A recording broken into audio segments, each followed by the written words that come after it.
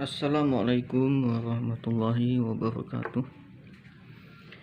Oke teman-teman, melanjutkan video yang kemarin.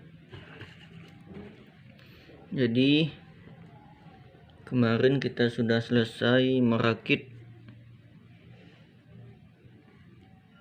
osiloskop digital mini ini. Namun menemui kendala, yaitu riak tegangan atau riak amplitudo, atau juga bisa disebut ripple, itu terlalu besar ya. Osiloskopnya bisa menampilkan amplitudo, bentuk gelombang, frekuensi, dan juga bisa kita setting ya, skala tegangan, skala pelipat nilai tegangannya, kali 1, kali 2, kali 3.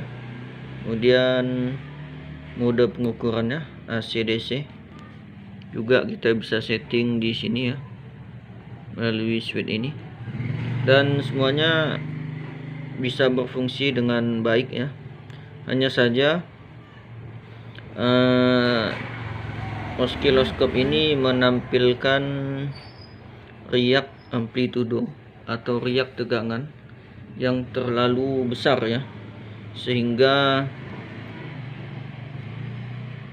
pembacaan nilai tegangan yang diukur itu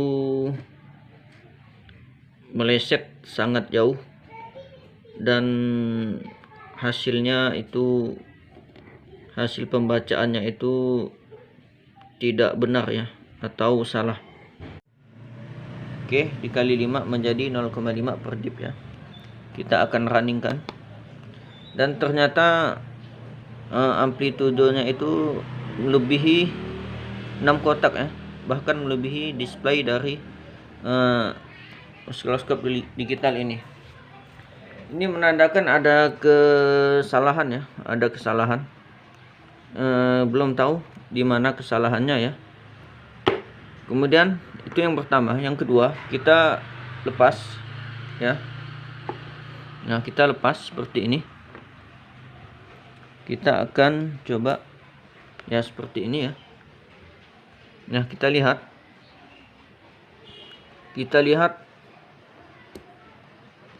di sini ripple-nya sangat besar ya. Ripple-nya sangat besar. Seharusnya dia lurus rata ya, tanpa ripple. Ripple seperti ini mengakibatkan ketika kita melakukan pengukuran ya, tidak bisa mengukur dengan benar ya. Nilainya terlalu menyimpang jauh dan tidak bisa digunakan ya. Jadi seperti itu ya. Jadi dalam video part kedua ini ditemukan 2 masalah itu ya. Dan kesimpulannya, kita tidak bisa melanjutkan untuk mengkalibrasi apalagi mengoperasikan osiloskop ini. Jadi mungkin pada video part ketiganya nanti, atau part keempat ya, pada part keempatnya kita akan mencari masalah penyebab dari ripple yang terlalu tinggi ini ya. Jadi pada video part pertama sudah dibahas, kita tidak menemukan resistor dengan nilai 120 ohm, namun yang kita temukan hanya 120K. Dan waktu itu kita tetap bertekad untuk memasang ya, untuk melihat hasilnya seperti apa nanti. Dan hasilnya seperti ini ya.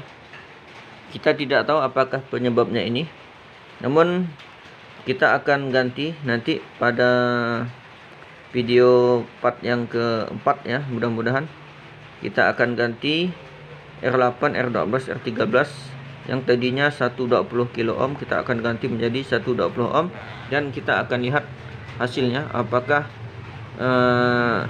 osiloskop ini dalam keadaan netral dia bisa menunjukkan sinyal 0 atau garis lurus dan tidak ada ripple seperti ini. Oke. Nah, sesuai dengan dugaan awal ya, Kemarin kita tidak menemukan resistor yang nilainya 120 ohm untuk R8, R12 dan R13. Yang kita temukan hanya 120 kilo ohm, dan itu tetap kita pasang untuk melihat apakah nilai 120 kilo ohm ini memang bisa digunakan ya untuk osiloskop ini ataukah tidak ya. Kalau tidak, berarti pada osiloskop ini akan menampilkan suatu kesalahan dalam fungsionalitasnya ya. Nah, itu dugaan awal kita. Maka pada akhir perakitan ini setelah kita tes, ternyata kita menemukan bahwa riak amplitudonya atau ripple tegangannya itu sangat besar ya, sangat besar. Maka kita berasumsi ya, prediksi awal kita penyebabnya adalah resistor 120 kilo ohm. Seharusnya adalah 120 ohm ya. Kemungkinan besar itu terjadi kesalahan pengiriman, kesalahan packing oleh produsen atau penjual dari osiloskop digital DSO 138 ini. Oleh karena itu ya, untuk mengatasi masalah yang tadi ya, yang ripple tegangannya terlalu besar dan sangat-sangat besar, maka kita akan mengganti resistor R8, R12, R13 ini ya dengan biaya kita sendiri ya. Kita menggunakan resistor R128, resistor 120 ohm ya, yang sudah saya beli di pasar ya. Ini resistor 120 ohm dengan kapasitas daya sebesar 1/4 watt. Oke, jadi langsung saja kita akan mengganti resistor ini ya. Kita akan mengganti R8, R12 dan R13, dimana posisinya itu ada di sini ya. Ini R8, oke.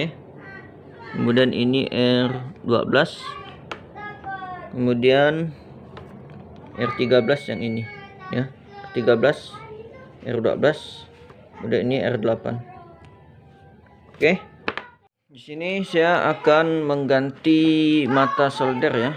Di sini saya sudah membeli mata solder yang baru untuk solder 40 watt.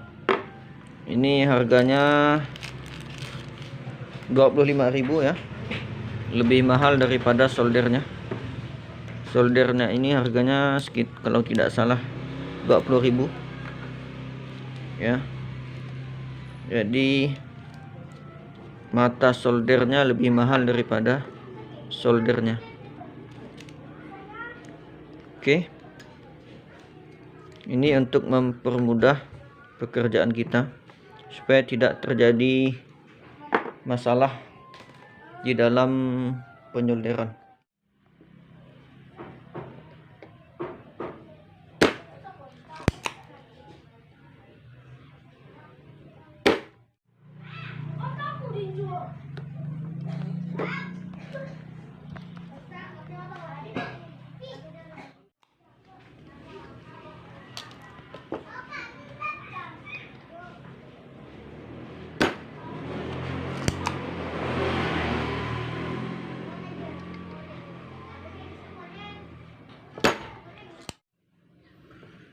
Oke, teman-teman, di sini saya sudah selesai melakukan penyolderan.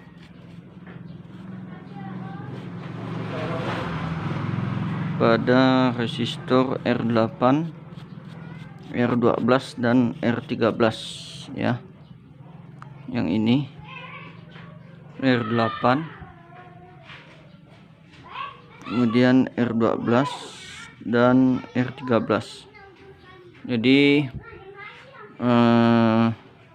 resistor yang digunakan lebih besar ya, 1/4 watt. Sedangkan yang aslinya itu kemungkinan ini berukuran 1/6 atau 1/8 watt ini ya. Tapi karena adanya di pasar jual yang 1/4 watt, jadi terpaksa kita pakai yang 1/4 watt. Oke teman-teman, jadi penggantian resistor 128 resistor 120 ohm sudah selesai. Selanjutnya kita akan mencoba hasil dari perakitan osiloskop mini ini ya.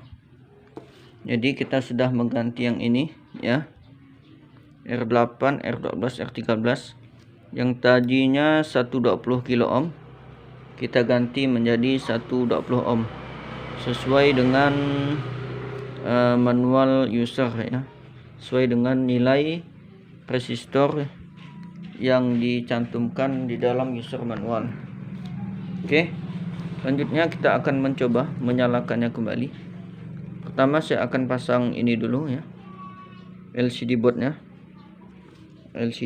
dipasang.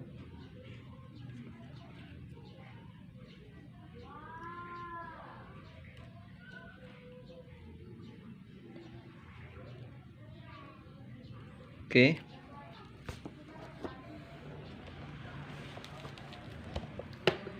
Kemudian kita pasang ini kabel probonya, kita pasang ke soket atau konektor BNC ya. Ini kabel probonya. Kemudian kita berikan power supply 9 volt ya. Kita berikan power supply 9 volt pada ini osiloskop digital dan kita lihat hasilnya, apakah riaknya berkurang. Nah, sepertinya ini riaknya sudah normal ya, tampilan skala nolnya sudah normal ya. Berbeda dengan yang kemarin ya, yang kemarin riaknya itu stabil besar-besar ya, sedangkan ini cenderung dia itu lurus ya, cenderung lurus. Sepertinya responnya sudah bagus ya, dan ketika disentuh responnya sangat bagus. Oke, kita pindah ke mode DC, kita tahan, kita pegang, dan sangat responsif sekali ya. Jadi setelah diganti dengan resistor 120 ohm, tampilannya osiloskopnya sangat responsif sekali ya. Sangat berbeda dengan yang kemarin di saat dia menggunakan resistor 120 kilo ohm. Dan kalau kita lihat di sini ya, sinyal indikatornya terus berkedip, menunjukkan adanya aktivitas penginderaan ya, atau penginderaan dari sensor osiloskop ini ya, seperti ini ya. Namun kita akan pastikan ya, apakah osiloskop ini benar-benar berfungsi dengan baik dan normal. Kita akan buktikan dengan melakukan kalibrasi ya. Pertama kita akan menghubungkan klip merah ini ya, atau probe merah ini ke terminal sinyal pengetesan yang di sini ya.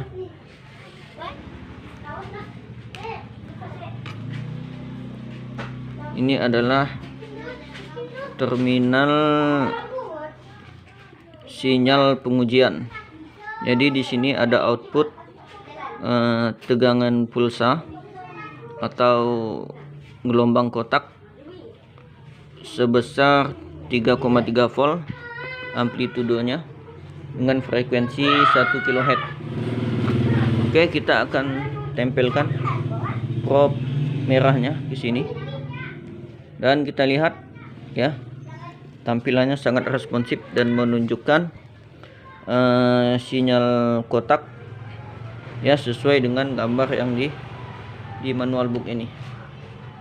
Ini menandakan ini pertanda baik ya, bahwa dugaan kita benar. Yang menjadi masalah adalah resistor 120 kilo ohm ya. Oke. Kemudian kita akan lakukan kalibrasi ya, sesuai dengan manual book. Pertama, klip merah kita taruh di terminal sinyal pengujian. Oke. Kemudian yang probe hitam yang ini kita biarkan tidak terkoneksi. Kemudian kita set sen 1 yang ini ya, sen 1 ke skala 0,1, yaitu di tengah ya. Kita set di 0,1. Oke. Kemudian sen 2 kita pindahkan ke kali 5, dan di sini ya, ini. Oke. Kemudian CPL kita ubah ke AC ya, yaitu di tengah.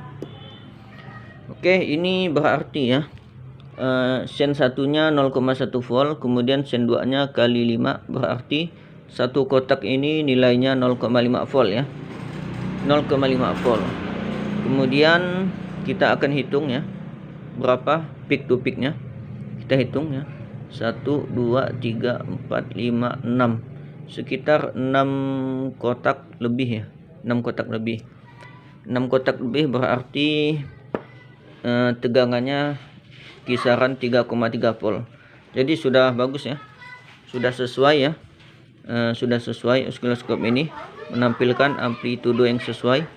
Oke. Kemudian kita akan cek frekuensinya. Kita masuk ke langkah 3 di sini ya. Pertama kita adjust time base-nya menjadi 0,2 milisekon ya. Ini sudah kita adjust 0,2 milisekon. Jadi tidak perlu kita adjust lagi. Untuk mengadjustnya kita bisa melakukan di SW1, SW5, SW6. Oke. Sekarang oscilloscope ini sudah menunjukkan 0,2 milisekon time base-nya atau time per dip-nya. Maka satu dip itu nilainya 0,2 milisekon ya. 0,2 milisekon. Kita akan hold dulu sinyalnya. Oke, kita hold. Satu dip 0, milisekon, 0,2 milisekon. Kita akan hitung berapa dip dalam satu gelombang penuh ya, dari sini ya. Dari sini ya, lebih gampang. 1, 2, 3, 4, 5. Jadi ada 5 dip. Berarti 5 dip kalau dikali 0,2 menjadi 1 milisekon. 1 milisekon berarti itu adalah periode waktunya. T sama dengan 1 per F. Jadi frekuensinya ini 1 kHz, maka periodenya 1 per F atau 1 per 1 kHz sama dengan 1 milisekon. Jadi sudah tepat ya. Jadi periodenya 1 milisekon. Oke, jadi sekarang sudah benar ya. Penunjukan amplitudonya sudah betul. Kemudian pembacaan frekuensinya juga sudah benar ya. Kita akan melanjutkan pengkalibrasian agar yang di puncak atasnya ini ya, ripple-nya ini bisa sekecil mungkin ya. Jadi seperti yang di sini, seperti manual book yang terakhir ini ya. Nah, oke, kita akan set dulu kita akan set C6, C4 ya. C4 nya kita akan set menggunakan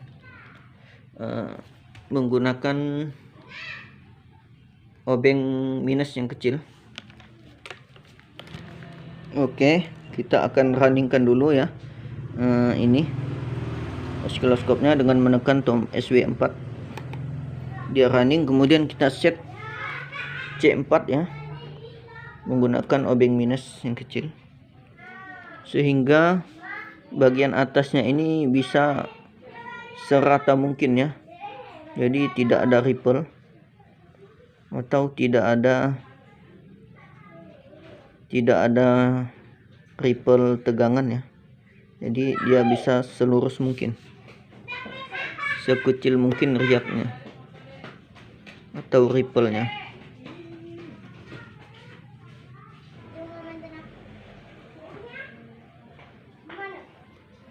Oke teman-teman, sekiranya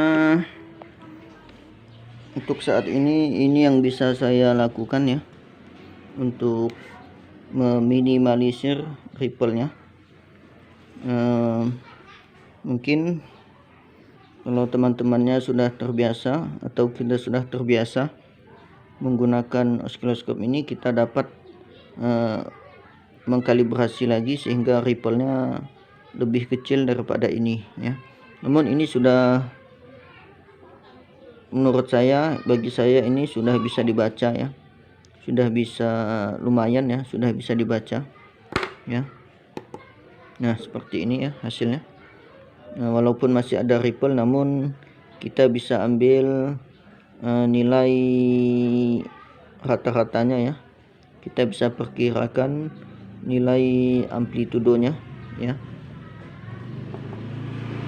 Memang tidak sempurna ya, namun cukuplah untuk kalibrasi pertama ya. Selanjutnya kita akan melakukan kalibrasi pada C6 yang di atas ini ya. Untuk itu kita ikuti manual book langkah yang terakhir, yang kelima, yang ini. Pertama, sen 1 yang ini kita set ke 1 pol sebelah kiri ya. Kemudian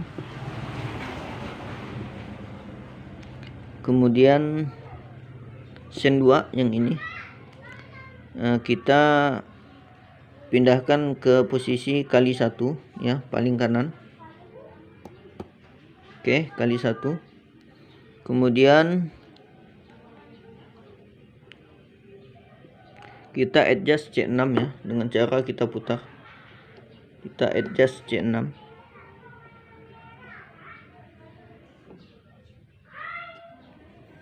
Oke teman-teman, kiranya cukup sampai di sini saja ya untuk kalibrasinya. Mungkin untuk kalibrasi pertama ini cukuplah ya, sudah cukup untuk ripple amplitudo, untuk adjustment untuk kalibrasi dari C6, yaitu kalibrasi pada skala 1 pol. Jadi kita kalibrasi pada skala 0,5 volt, sekarang kalibrasi C6 itu 1 pol. Oke teman-teman, untuk video kali ini ya, jadi kita sudah berhasil merakit osiloskop digital.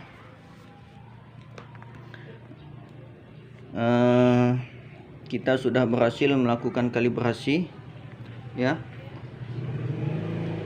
Kita sudah berhasil melakukan perakitan seluruh komponen dan semua switch dan saklar itu berfungsi dengan baik.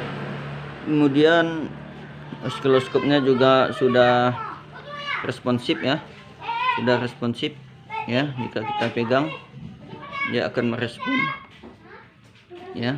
Dan juga kita sudah melakukan pengukuran sinyal kotak, dan kita dapatkan amplitudo dan frekuensi yang tepat, yang nilai ukurnya itu tepat ya. Dan yang awalnya kita menemui kendala, ripple-nya sangat besar dan nilai ukurnya itu sangat menyimpang, tidak dapat digunakan. Penyebabnya itu adalah sesuai dugaan awal kita ya, yaitu ini ya, ini resistor R8, R12, R13 itu tidak ada yang bernilai 120 ohm. Jadi dalam paket pengirimannya itu yang ada itu hanya 120 kilo ohm, dan ternyata yang benar adalah 120 ohm sesuai dengan yang ada di dalam manual instruksi ini. Dan juga sudah saya tanyakan pada vendornya, memang resistor 120 kilo ohm tidak bisa digunakan. Dan setelah kita ganti, ternyata alhamdulillah ya, ternyata benar osiloskopnya bisa bekerja dengan baik, bisa berfungsi dengan normal.